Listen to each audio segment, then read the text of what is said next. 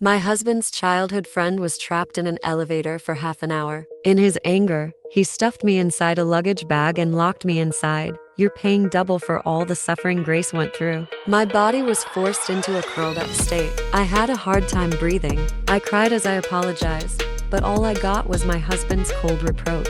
You're going through the entirety of this punishment. Once you've learned your lesson, you'll behave. He then locked the luggage bag in the closet. I screamed in despair and struggled to break free. My blood seeped out of the bag and soaked the floor. 5 days later, he felt sorry for me and decided to end the punishment. Let this punishment be a warning for you. This time, I'll let you go. Little did he know that my body was already rotting inside the luggage bag. That jealous woman hasn't come over to kick up a fuss. Has she learned her lesson and is finally obeying my rules? I knew it. She's the type who needs to be punished before she learns her place. But Lucas, Xander's assistant, suddenly stiffened up. Mr. Foster.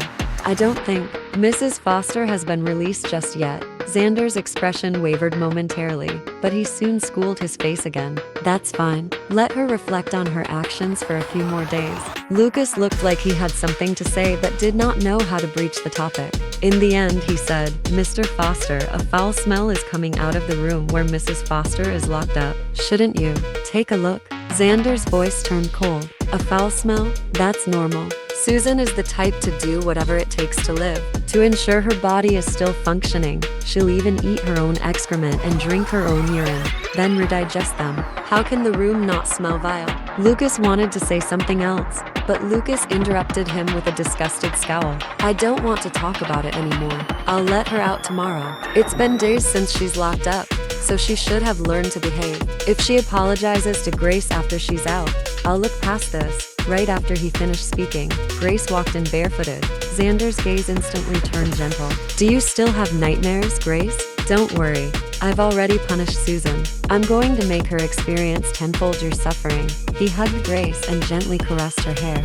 You're so nice to me, Xander. Grace buried her head in his arms and pouted. Susan must have learned her lesson by now. I just want her to apologize to me. I never wanted her to be punished. She won't blame me for it, will she? As I watched them flirt with each other, I laughed. But my laughter did not alert anyone. After all, I was dead. The final moment of suffocation and despair. My soul came out of the cramped and scary luggage bag. I could see that the surface of the luggage bag was already soaked through with blood. I could even see a lock over the closet containing the closet as if it wanted to trap the person inside forever.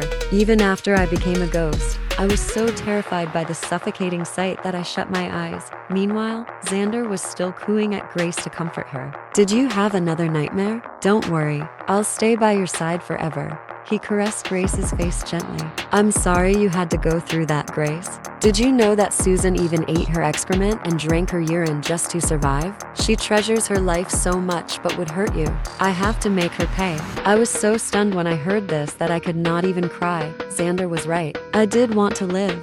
The luggage box was small. In order to stuff me inside, Xander broke my hands. I endured the pain to escape. When I discovered that it was useless, I did my best to conserve my stamina to pass the time. But before he stuffed me inside, he forgot that I was pregnant. Being bent over for a prolonged period of time meant that I was putting pressure on my stomach. I was in great pain, and I lost control over my emotions, but I could do nothing about it. During my last moments alive, I felt a great urge to live. I screamed, struggled, and used my toenails to try to dig open the zipper so that I could live. But all he did was say cruelly, "You're finally scared?" Grace would have felt even more helpless. Suffer inside and learn to behave. I could only shoulder all the crimes that I did not commit so that he would spare me.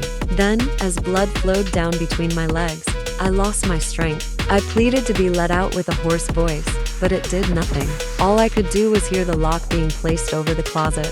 Then, I heard nothing else. Let Susan go. Ask her to clean up before apologizing to Grace. I don't want her to smell of urine and excrement. It'll just disgust Grace, Xander said coolly as Lucas awkwardly grunted. Xander, once Susan is out, you should comfort her. Don't be mad at her anymore. No matter what, you're a couple. You shouldn't get into such a major argument. It's not nice. Impatience flared in Xander's eyes, but he massaged Grace's fingers gently.